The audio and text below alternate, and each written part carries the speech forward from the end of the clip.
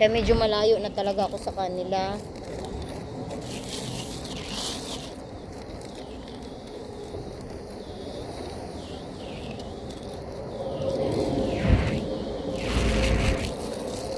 Minsan every 2 days na ako pumupunta dito. Malayo kasi.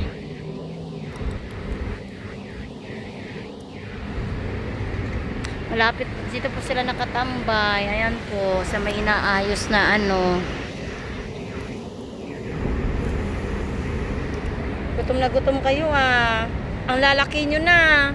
Dati ang liliit nyo pa oh. Ngayon laki nyo na. Lulusog nyo na, pira usog.